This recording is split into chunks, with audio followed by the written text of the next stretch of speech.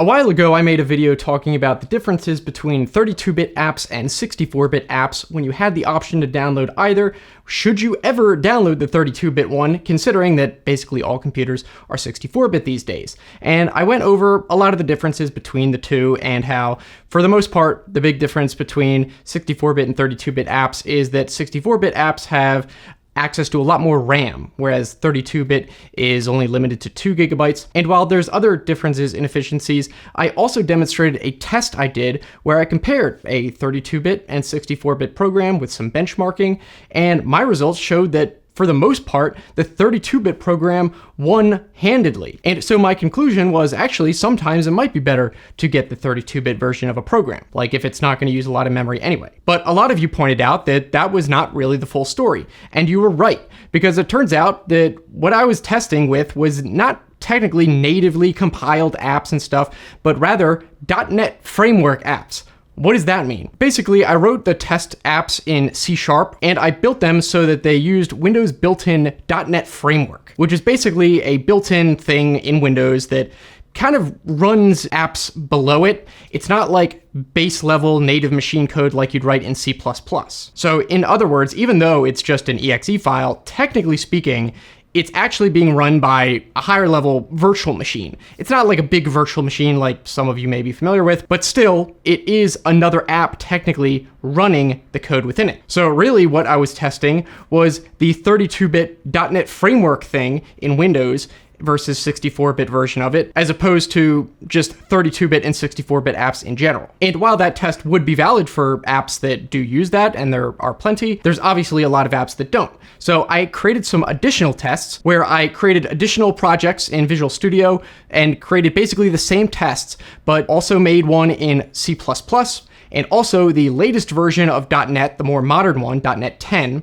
And actually it turns out that .NET 10, you can compile it in a couple different ways. For example, you can have it self-contained as just a single file, or you can have it require the latest .NET 10 framework be installed on the computer, and then it runs it that way. And theoretically, those two should be the same. It's just a matter of whether it's packaged together, but actually it turns out to not be. Anyway, let me go over the results. So these are the speeds of 32-bit versus 64-bit versions of the same app. Of course, as we saw with .NET 4.8, the x86 or 32-bit versions pretty much won in most cases, except in linked list traversals where it was pretty much the same anyway. But if we look at the C++ results, which run as machine code, just bare metal, it's a little bit different. Here, x86 wins for two of them, the linked list traversal and the string manipulation, by around 25% each. That's pretty significant. But x64, that's 64-bit, wins on the other three, and by quite a bit for object allocation. You can see it's 60% faster. And from my understanding, this is because 64-bit apps have what's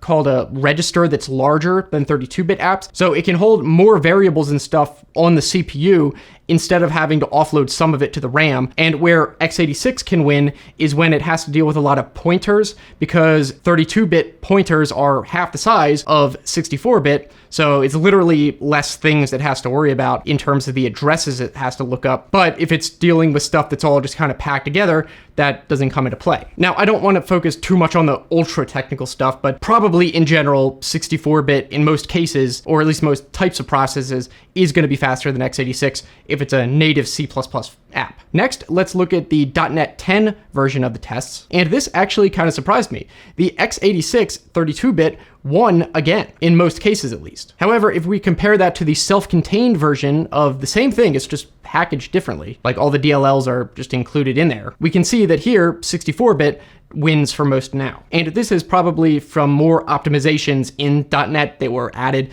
since 4.8. Like, it's able to take more advantage of the registers, and also it can use more modern CPU instructions that it might see is available, whereas 4.8, when it was made, they weren't. So it's just more optimized and more modern. Now, as for why the self-contained one is better than the requires framework version, I don't fully understand this myself. I asked an AI, and it basically theorized that it, I guess, probably had to do less traversal of the things in memory that might have been more spread out if it was running on the framework that was already on the system, maybe doing other stuff. Whereas if it was using the self-contained one, it kind of had it all to itself and probably would be closer together if that even is applicable, but seems like there is a significant difference. But what is the takeaway here? Because it seems like, all right, it's at least more of a mixed bag than the original test that I had that showed pretty much only x86 winning. But really, I would say this kind of draws the conclusion that you should just get the 64-bit version of an app. If there's both, you don't want to have to be doing this comparison and consulting the chart. Oh, yes, this is a .NET app and it's on the framework and not self-contained.